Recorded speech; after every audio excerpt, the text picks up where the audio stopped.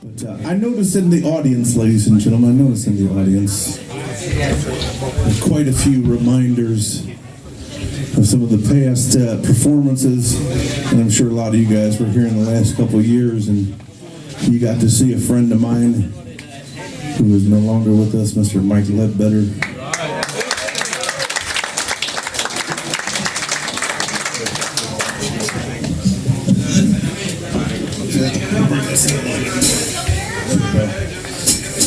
Oh, there we go. Oh, got it.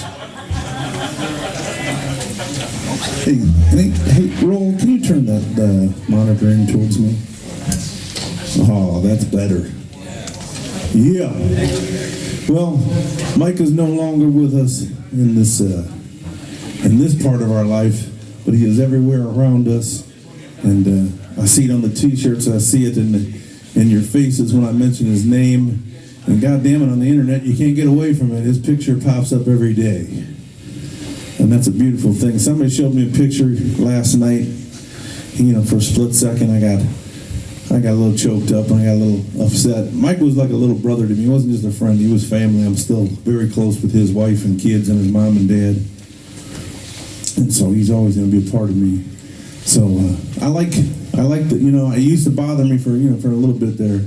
It was bothering me every time one of those pictures popped up. And then I went, you know what, man, this is actually a cool thing.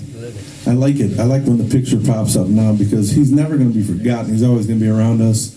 And then Mike, I don't know, he's one of those people like, I look at your faces, I'm going to tell you, you didn't know Mike like I did, but you guys knew Mike, and it's a crazy thing because he was one of those kind of people that he was instantly everybody's best friend. I'll tell you a quick story about Mike. When he joined my band, he was really shy. Great performer, but he was out of his element, and he would admit, he goes, man, I don't know what I'm doing up here. And I said, just be you, and you'll be fine because, you know, your personality and your talent's going to fucking win everybody over in a second. Don't worry about it. And so we would go to these nightclubs and these festivals, and like within a year, we'd come back to some of the same clubs that, you know, we had played a couple months earlier. And Mike would be walking around the room, shaking hands, talking to people, and all these people would be laughing and joking. And I'm looking at him, I'm watching, I'm going, how the fuck does he know all these people? And he comes back, and I said, Mike, I said, you know all these people? He goes, oh yeah, man, that's so-and-so, and that's so-and-so, and that's that person, and that's that person, and that's so-and-so. And oh yeah, they just had a kid, and oh yeah, they just had a birthday, and this person. And I said, did you grow up in this town? How do you know these people? He goes, no, from the last time we were here. Wow. I said, dude, I've been playing this place for 30 fucking years. I only know 2 people. He knew everybody. That's what he was, man. And so when he passed, you know, everyone told their story, man. And I just kept coming to me. I actually got really sick.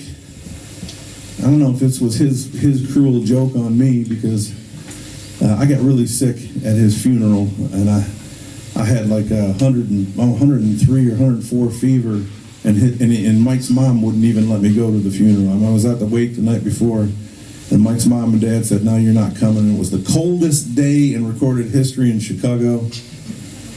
This is like Mike's fucking cruel joke, so I'm going to die and everyone's going to freeze. And you're going to get sick and you're going to come up with this. And I had this fever dream. I'm laying on the couch having this fever dream. I just kept picturing this comet. And I was like, yeah, man, he was like a comet, man. It's a big, bright tail, man. And then, phew, there it goes. And then it was gone. And I remember we had just recorded our brand new CD, and we finished it in January and came home. And the day we got home was the day that Michael passed away. And Mike and I were supposed to get together that day. He had just moved into a new place. He said, yeah, man, when you get home, man, on Monday, come on over and see the new place, and I'll cook you dinner. And that was the Monday that he passed away.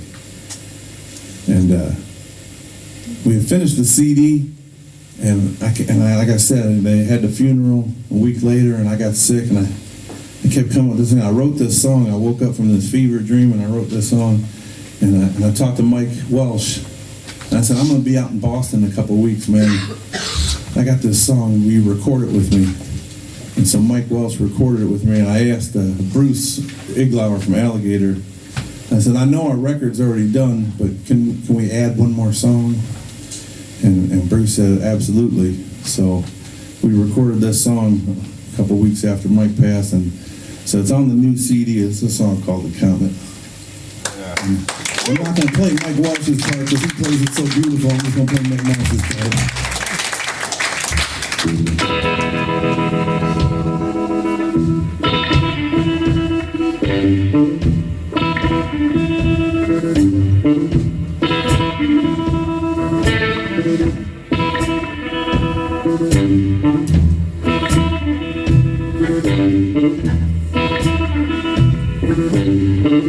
Here come a comet, running across big old sky.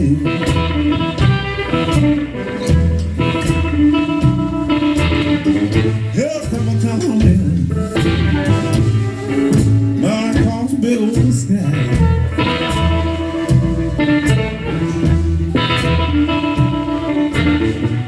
Shining light so bright, so white and bright.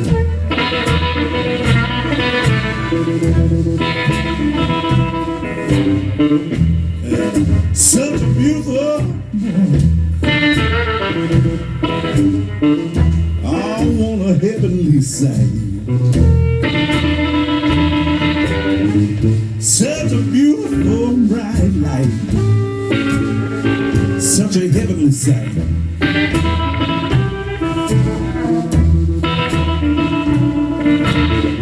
Shine a light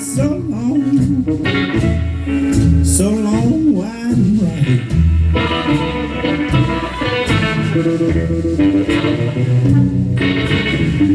It was so strong and light.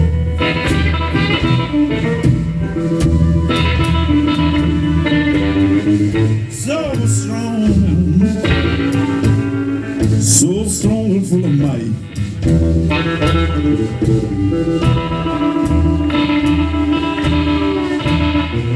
And shining long,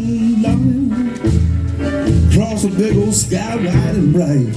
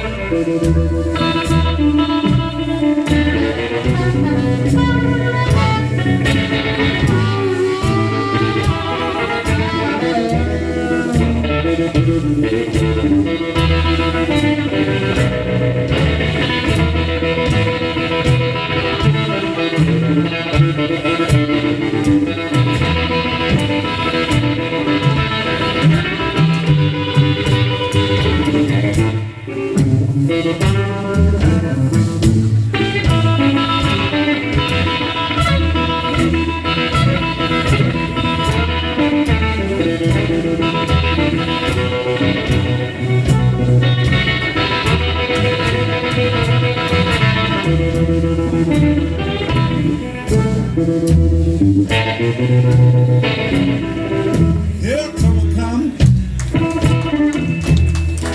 right across the big old sky.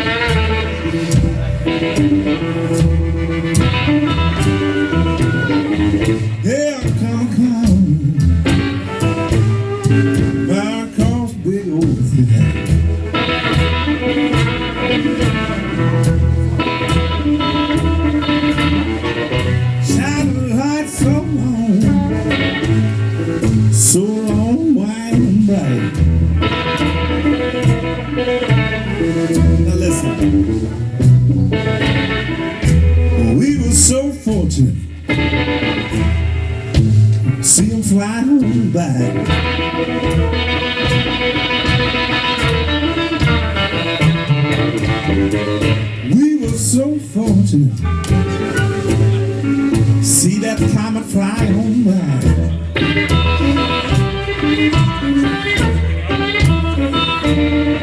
Shining light so bright. Mike, you shine so white and bright.